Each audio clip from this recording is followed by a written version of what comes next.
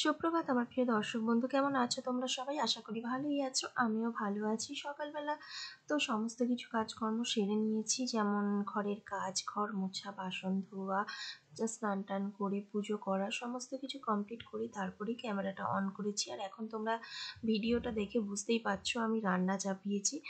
তো দেখো, দেখতেই পাচ্ছ আমি রান্না করছি। কি রান্না করছি দাঁড়াও, আস্তে আস্তে তোমাদের সাথে সবটাই শেয়ার করব। এখন আপাতত দূর থেকে ক্যামেরাটা সেট করে আমি কাজটা করছি, আর পুরো ফাস্ট ফরওয়ার্ড করে দিয়েছি, দেখতেই পাচ্ছ। তাই এত তাড়াতাড়ি করে কাজ তো আর হয় না, তাই না? তো এখন খুব তাড়াতাড়ি করেই রান্নাবান্নাগুলো সারছি, যেহেতু সবারই শরীর অসুস্থ।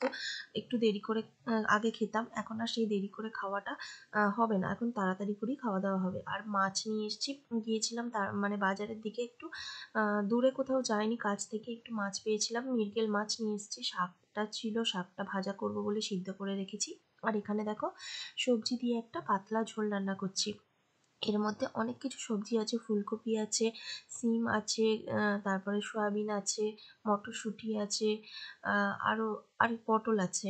তো সমস্ত কিছু দিয়ে একটা পাতলা মতো ঝোল রান্না করছি, যেটা মানে ডাক্তার ওকে খেতে বলেছে আলু ছাড়া। তো এটাই এখন রান্না করছি। এটা একটু আদা আর সামান্য একটু জিরে গুঁড়ো, ধনে গুঁড়ো দিয়েছি, আর কিছু দিইনি। আর ফোড়নের মধ্যে 5 ফোড়ন দিয়েছি। আর এখানে রুটি করব বলে আটা মেখে রেখেছি, অল্প একটু আটা মেখে রেখেছি, সেটা শুধুমাত্র আমার বরের জন্য রুটি হবে তো তাই। আর এদিকে যে কড়াই তেলটা দেখছো, এটার মধ্যে মাছটা রান্না করব। তো মাছটা এক এক করে এখন ভেজে নিই।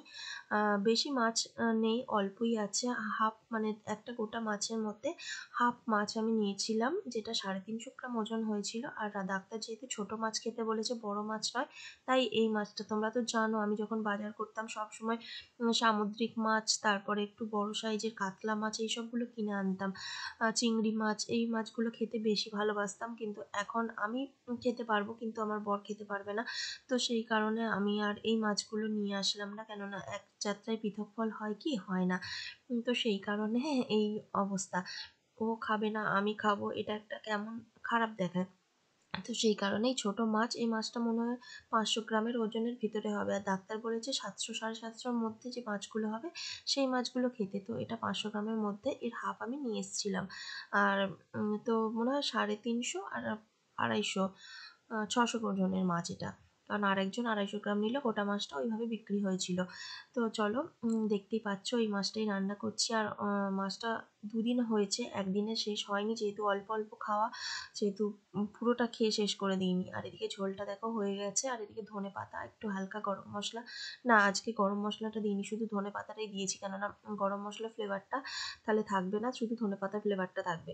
তো সেই কারণে শুধু ধনেপাতা দিয়েছি। আর এদিকে মাছগুলো ভাজা করছি, খুব তাড়াতাড়ি করছিলাম, আজকে না একটু দেরি হয়ে গেছিলো, যেহেতু অনেক কাজ ছিল, অনেক কাচাকুচি করেছিলাম, বাজারে মাছ কিনতে গিয়েছিলাম, সংসারের সমস্ত কাজকর্ম সারতে গিয়ে না আজকে অনেকটা দেরি হয়ে গিয়েছিল। সেই কারণে জানো তো আমি কি করব, আমি ভাবলাম যে যাক, দেরি যখন হয়েছে একটু তাড়াহুড়ো করে দুদিকে করে নিই, তাই দুদিকেই করে নিচ্ছি। নাহলে আমি একটা করার মধ্যে একদিকেই রান্নাটা করি, একদিকে ভাত করি আর একদিকে তরকারিগুলো করে নিই। দেখো টাইমটাও দেখিয়ে দিলাম, 1:10 হয়ে গেছে অলরেডি।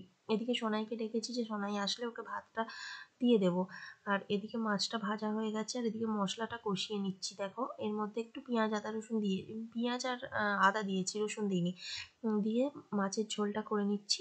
আর ঝোলটা একটু পাতলা করেই করব, না হলে আবার খেতে মানে কি একটু জুস থাকলে ওর ভাতটা খেতে সুবিধা হয়। ভাত তো একদম একটুখানি খায়, তার মধ্যে একটু জুস করলাম, যে না হলে আবার টেনে নেবে। এই দেখো সব মাছগুলো একসাথে দিয়ে দিলাম ঝোলে, আর এগুলো ঝোলটা হয়ে যাক, তারপরে নামিয়ে নেব। আর এদিকে সোনাইয়ের জন্য করছি ডিম ভাজা, সোনাই ডিম ভাজা খাবে। আর এদিকে গেছে কারেন্ট চলে গেছে আজকে সারাটা দিন, জানো তো অনেকবার কারেন্ট গেছে, যার জন্য আমার কাজ করতেও খুব অসুবিধা হয়েছে। স্নান করার আগে প্রত্যেক দিনই আমি গরম জল করি, আজকে কারেন্ট না থাকায় আমাকে আবার গ্যাসে গরম জল করে তবে স্নান করতে হয়েছে, জানো। তো এরকম একটা সমস্যার মধ্যে দিয়ে সারাদিনই আমি যাচ্ছি।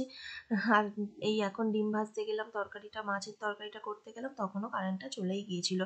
দেখো ডিমটা ভেজে নিয়েছি, নিয়ে তুলে নিলাম। আর এই অন্ধকারের মধ্যেই ফ্ল্যাশ জ্বালিয়ে মোবাইলের, আর এমার্জেন্সি লাইটটা না কদিন ধরে একদম কাজ করছে না, যখনই মানে চার্জ দিচ্ছি জ্বলছে একবার আর সঙ্গে সঙ্গে বন্ধ হয়ে যাচ্ছে, ওটাকে আবার সারাই করতে হবে, না হলে হবে না। আর এদিকে গ্যাস ট্যাসগুলো মুছে নিচ্ছি, কেননা মাছ রান্না হয়েছে, আর মাছের গন্ধটা না সব ভালো লাগে না একদম ঘরের মধ্যে। এমনিতেই আমাদের বদ্ধ ঘর, তার উপরে মাছের গন্ধ বিরক্ত লাগে। তো সেই কারণে একটুখানি স্প্রে করে নিয়ে মুছে নিলাম। আর এদিকে এঁটো বাসন না, রান্নার বাসনগুলো রয়েছে, রান্নার বাসনগুলো সমস্ত মেজে নিচ্ছি এক এক করে, দেখতেই পাচ্ছ। আর এগুলো মাজতে মাজতেও কারেন্টটা এলো না, জানো তো, কারেন্টটা কিছুক্ষণ পরে এসেছে। তো সমস্ত কাজ কমপ্লিট হয়ে যাবার পরে কারেন্ট এলো। আর আমি ভাবছিলাম যে একটু মোটরটা চালিয়ে দেবো জল তোলার জন্য। তো সেখানে ভাবছি কারেন্টটা আসবে না আসবে না, জল আছে না নেই ট্যাঙ্কে, এইসব ভাবতে ভাবতে কাজ করছি। তো চলো, মাঝামাঝি তো কমপ্লিট হয়ে গেছে, এখন বাসনগুলো এক এক করে ধুয়ে রেখে দিই। অনেকগুলো বাসন একসাথে জড়ো হয়ে গেছিলো, তো তারপরে আবার যখন খাওয়া দাওয়া হবে তখন আবার যে থালাগুলো পড়বে, তো সেগুলো রাখার জন্য আর জায়গা পাবো না। আর আমি তো ঘরের মধ্যেই মাঝামাঝি করি, বাইরে নিয়ে যাই না। তো সেই কারণে কড়াইগুলো যদি খুব পড়ে যায় তখন আমি বাইরে নিয়ে গিয়ে একটু মেজে নিই, বালি টালি দিয়ে সুন্দর করে মেজে নিই। তো সেটা এরকমই ব্যাপার, এইভাবেই চলছে। চলো, বাসনগুলো মাজা হয়ে গেছে, সোনাইকে ডাকলাম, সোনাই আসছে, ভাতটা বাড়ছি, ততক্ষণে আমি ভাতটা বেড়ে নিলাম, আর ও সঙ্গে সঙ্গে চলেও আসবে। ও বললো আমি যাচ্ছি, তাই জন্যই ওর ভাতটা আমি বাড়লাম। আর এদিকে ওর জন্য শুধু ডিম ভাজা আর ঝোল, আর কিছু নেই। আজকে আলু ভাজা হয়নি বলে একটু চেঁচামেচি করছিল, বলছে একটু আলু ভাজা করতে পারোনি? আমি বলছি না, আজকে আর বাবা সময় হয়নি একদম। আমার কাজটা প্রচণ্ড, মানে আজকে চাপ হয়ে গেছিলো সকাল থেকে, একটার পর একটা। তো সেই কারণে আজ আর সময় হয়নি। তবে ও সোয়াবিন, ফুলকপি এই জিনিসগুলো খেতে ভালোবাসে বলে ওকে ফুলকপি আর সোয়াবিন দেখে দিচ্ছি। আর আলু তো নেই তরকারিতে, তো ওকে আর কি আলু দেবো। তো সেই কারণেই ঝোল দিয়ে ওকে ভালো করে মাখিয়ে দেবো, ও খেয়ে নেবে। আর এদিকে বরের জন্য রুটি করছি, ওকে ভাতটা খেতে দিয়ে রুটি দুটো করে নিচ্ছি। গ্যাস ট্যাস তো সুন্দর করে মুছে নিয়েছি। তো এদিকে দেখো আমি রুটি করছি, আর ওর এদিকে খাওয়া কমপ্লিটও হয়ে গেছে, ও হাতটা ধুচ্ছে, আর আমি আবার গামছাটা দিলাম, মুছে নিচ্ছে গামছাটা দিয়ে। আর এই দেখো, ক্যামেরার সামনে একটু বদমাইশিও করে নিল, ওর এটা একটা স্বভাব, ক্যামেরা অন দেখলে একটু বদমাইশি করে। তো চলো, রুটিগুলো এক এক করে এখন করে নিই। রুটি করাটা আমি তোমাদের সঙ্গে একটু শেয়ার করছি, আর ওকে বলছি যে একটুখানি শুয়ে পড় না ঘরে গিয়ে। না, ও শোবে না, বলছে না আমি বাড়ি যাবো। আসলে এখানে থাকলে তো বদমাইশিটা করতে পারে না, এটাই হচ্ছে ব্যাপার। আর আমাকে কি জ্ঞান দিচ্ছিল জানো তো, যে রুটিটা তুমি যে সেঁকছো, রুটিটা গ্যাসের মধ্যে, গ্যাসের আগুনে পুড়িয়ে ফেলো না, পোড়াটা খাওয়া ভালো নয়। এই জ্ঞানটা আমাকে একটু দিচ্ছিল। আসলে ইউটিউব দেখে তো, অনেক কিছু শিক্ষা ওর মধ্যে আছে।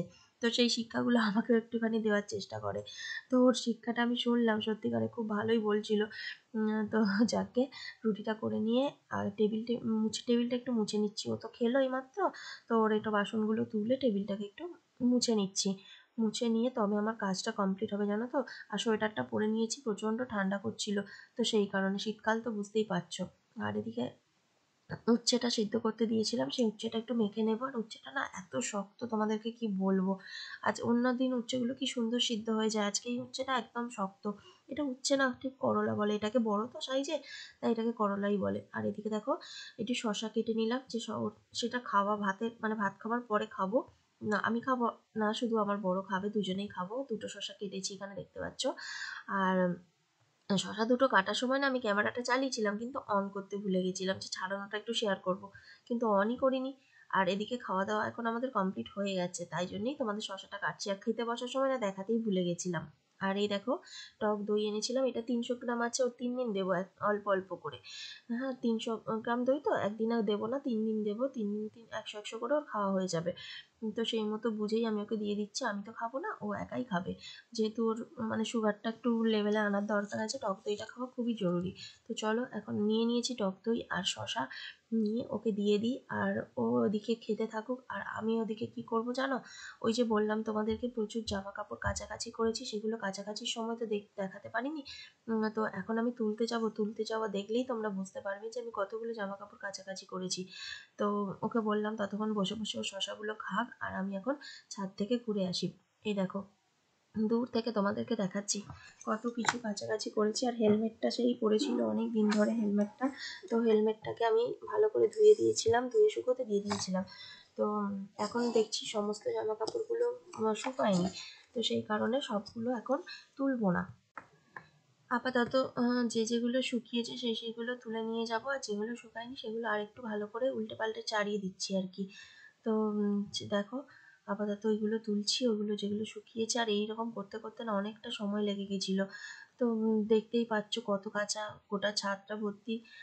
সমস্তগুলো আমি তোমাদের সঙ্গে শেয়ার করতে হয়তো পারিনি, একটা সাইড তোমরা দেখতে পাচ্ছ, দুটো সাইড দেখতে পাচ্ছ না, তাও তোমরা হয়তো দেখতে পাচ্ছ, আমি বুঝতে পারছি না।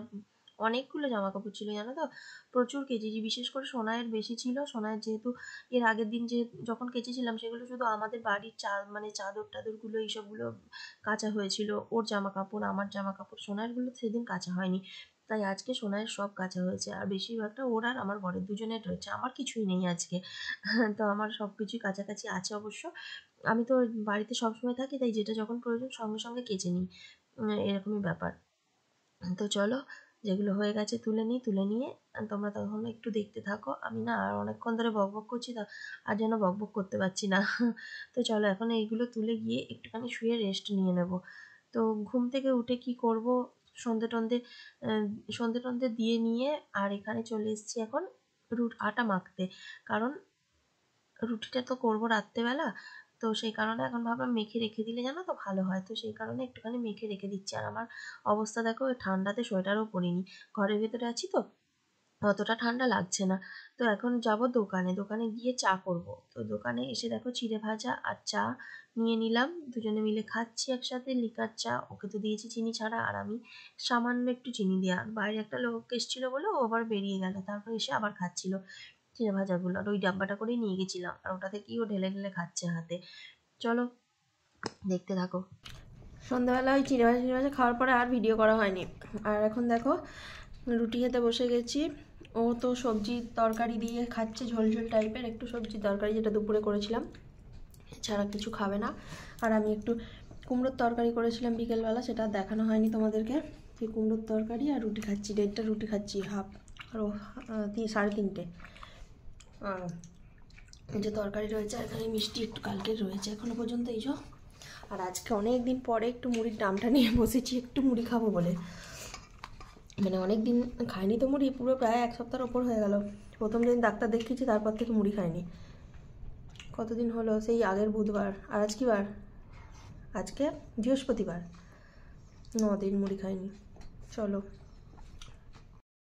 9 দিন পরে আজকে মুড়ি খাবো। 1 চামচ বোধহয় একদিন খেয়েছিলাম, ওই সোনাই খাচ্ছিল, ছ্যাঁড়া বলতে খাচ্ছি, সোনাই খাচ্ছিল, 1 চামচ নিয়ে মানে একবার নিয়েছিলাম একটুখানি, ব্যাস ওইটুকুই। নাহলে আমি মুড়ি ছাড়া থাকতে পারি না, এমনই শরীরের প্রবলেম, পুরো বাদ দিয়ে দিতে হয়েছে। তাই ভাবলাম আজকে একটু খাবো, অল্প, বেশি না।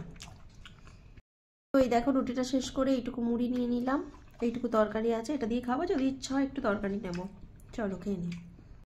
চলো বন্ধুরা, আজকের মতো ভিডিওটা এখানেই শেষ করছি। সবাই ভালো থেকো, সুস্থ থেকো, দেখা হবে নতুন একটা ভিডিও। সবাইকে গুড নাইট এবং টাটা।